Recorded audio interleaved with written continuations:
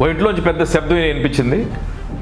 చుట్టుపక్కల వాళ్ళందరూ ఏమైందని వెళ్ళి ఒకసారి ఆ ఇంట్లోకి వెళ్ళి చూస్తే ప్రెషర్ కుక్కర్ పేలిపోయి ఉంది. మిత్రమా నమస్తే.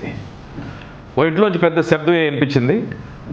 చుట్టుపక్కల వాళ్ళందరూ ఏమైందని వెళ్ళి ఒకసారి ఆ ఇంట్లోకి వెళ్ళి చూస్తే ప్రెషర్ కుక్కర్ పేలిపోయి ఉంది.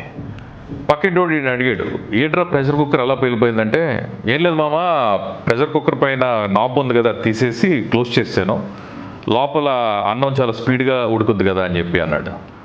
ఆ పక్కన ఇంటి చూసి, అరే పాగలగాళ్ళలో ఉన్నావేంట్రా, ఆ ప్రెషర్ కుక్కర్ పైన నాబ్ ఉంటేనే కదరా మధ్యలో ప్రెషర్ రిలీజ్ అయ్యి అన్నం బాగా ఉడుకుద్ది, నువ్వు అది తీసేయటం వల్ల ప్రెషర్ మొత్తం బ్లాక్ అయిపోయి బ్లాస్ట్ అయిపోద్ది కదరా అన్నాడు. ఏం పేరెంట్స్, చాలామంది ఇంట్లో సిచ్యువేషన్ సిమిలర్గానే ఉంది కదా. ప్రెషర్ కుక్కర్ లాగా మన పిల్లల్ని ప్రెషర్ పెడతాం, ప్రెషర్ కుక్కర్ లాగా మన పిల్లల్ని బ్యాక్ టు బ్యాక్ ప్రోగ్రామ్స్ పెట్టేయటం, స్టడీస్ పెట్టేయటం, ట్యూషన్స్ పెట్టడం, ప్రెషర్ బాగా క్రియేట్ చేస్తే పర్ఫార్మెన్స్ బాగా వస్తుంది అనుకుంటాం అని ఫీల్ అవుతూ మాత్రమే రిజల్ట్ ఏంటంటే ప్రెషర్ కుక్కర్లో మనం కూడా ప్రెషర్ క్లోజ్ చేసేసి బిల్డ్ చేస్తే ప్రెషర్ కుక్కర్ పేలిపోయినట్టే మన పిల్లలు కూడా బర్న్అవుట్ అయిపోతారు.